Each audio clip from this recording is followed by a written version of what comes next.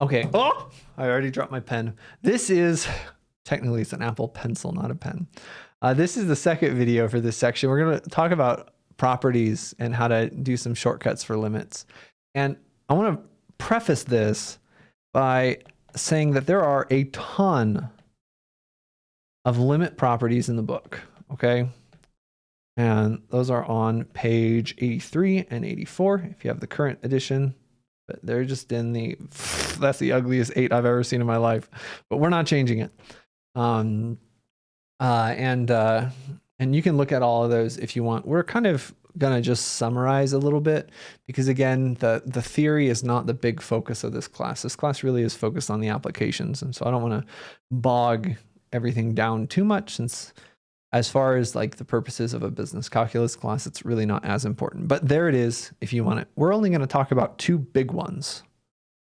Okay. So properties. Here's the first one. Here, I'll give a little 1. For rational functions, we have a shortcut. Rational functions, the limit as x approaches a of the rational function r of x is equal to r of a. So this is very similar to what we were talking about in the last video. I said, you know, spoiler alert, if a function is continuous, then the limit is just equal to the function value. Rational functions are continuous, which is why this property works. And again, we haven't talked about what continuous means yet. That's the next section, which is also this week. Okay, so a little spoiler, a little foreshadowing. If we have a rational function, remember rational function is polynomial over a polynomial, then the limit is just equal to the function value. And then one more is for positive a, I believe. Sorry, positive r.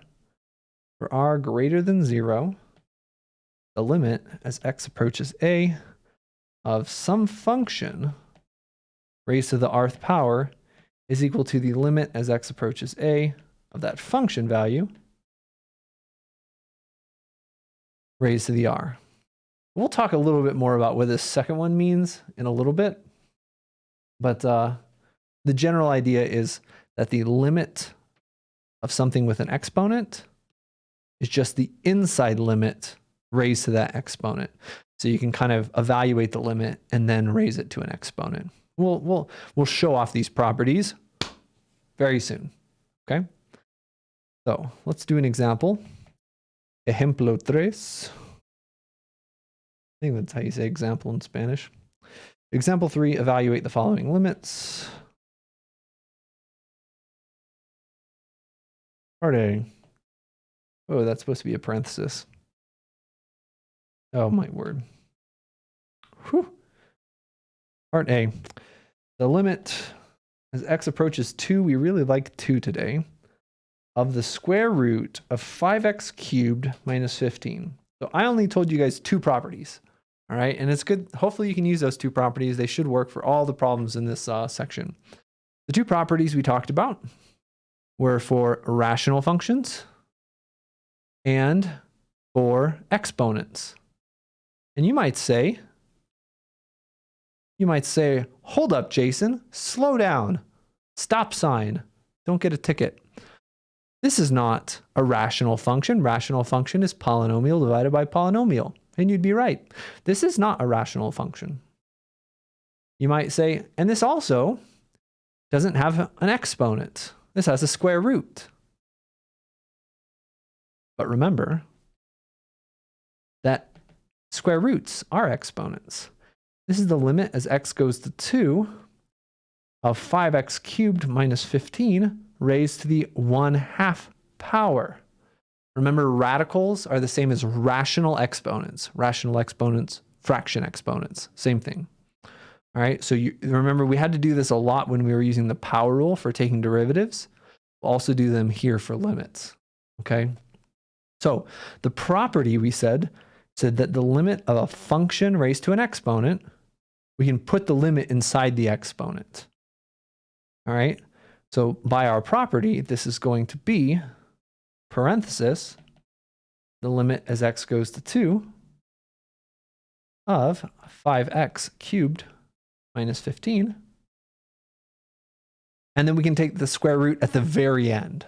Okay, the limit can go inside for exponents. That's what that property says. And now this inside, if you look at this inside guy, this is a polynomial, which means it's also rational. Okay, so we can just evaluate at x equals 2 because it's a polynomial, because it's a rational. Okay, technically it's rational. It's like divided by 1. So that property does now apply here. So we have the property says that this limit is just equal to the function value. So we can just plug in x equals 2 at this point, which is great. So this is going to equal the limit is the function value, which is 5 times 2 cubed minus 15. And then take the square root of that. You plug that into a calculator. This is going to be 8. 8 times 5 is 40. 40 minus 15 is 25. You're going to get the square root of 25. Because remember, 1/2 is square root. So this limit is equal to 5. And I'm hoping that I've fostered at least a small amount of skepticism for you in this class, okay? So let's check our answer. Let's say, I don't know if I believe you, Jason. So let's check our answer, and we're going to graph this function and see if it indeed looks that way. All right. What is the limit of the square root of 5x cubed minus 15 as x approaches 2? As x gets really close to 2, what is the y value doing? As x gets really close to 2, the y value is getting really close to 5. Okay, and it turns out this one is continuous. So the function value 2 comma 5 is right here, which is also, its continuity is why we can use this limit property and move the limit inside. Okay, so the y value gets close to 2 as the x value gets, so as the x value gets close to 2, the y value approaches 5. That's a connection with the previous video. Let's do part B. Again, I told you we're obsessed with 2's today. The limit as x approaches 2 of 3x squared plus 5 over 3x minus 2. So exponents, we can put the limit inside of the exponents. And rational functions, we can just evaluate the rational function because rational functions are continuous.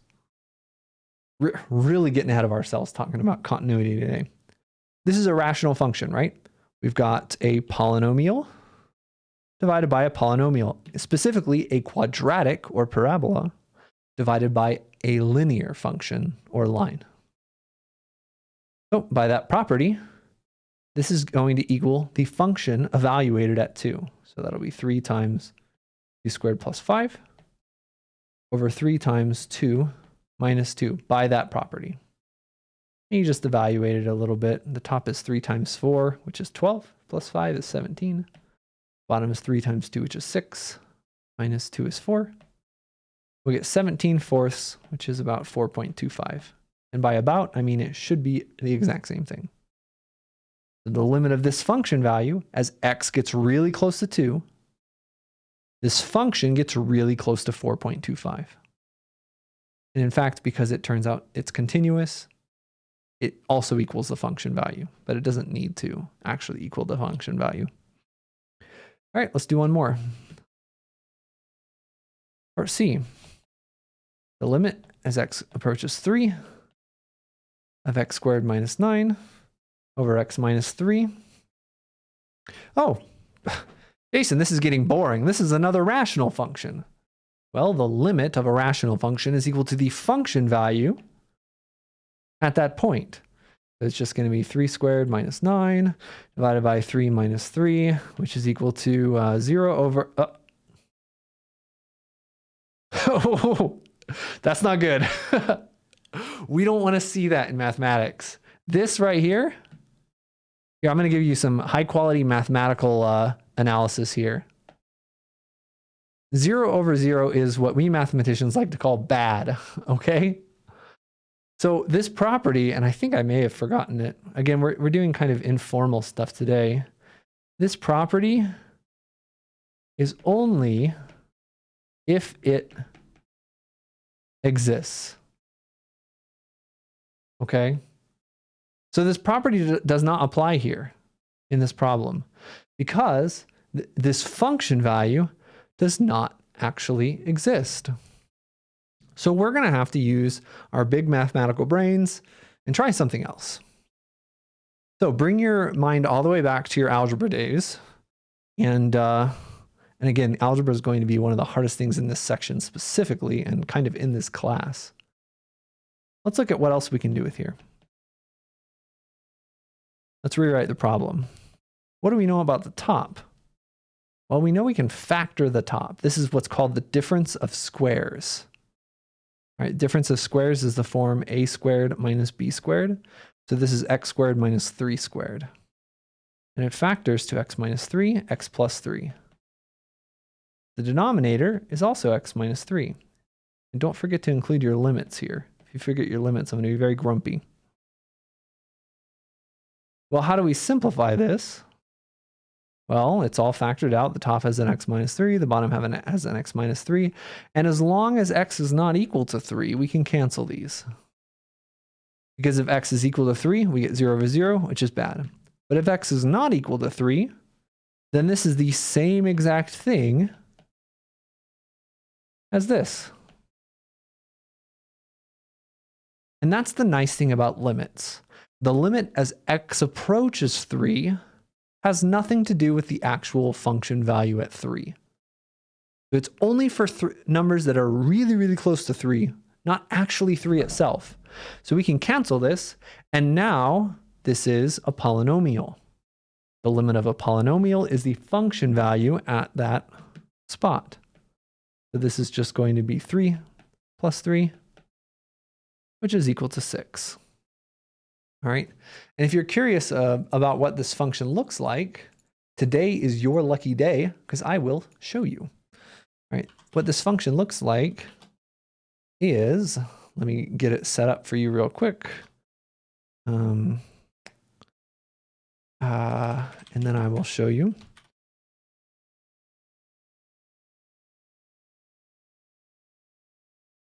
All right. What this function actually looks like is this. Again, the function value doesn't exist here. But there is still a limit because it gets really, really close to 6, even though the function's not defined when x is equal to 3. That's why we have an open circle.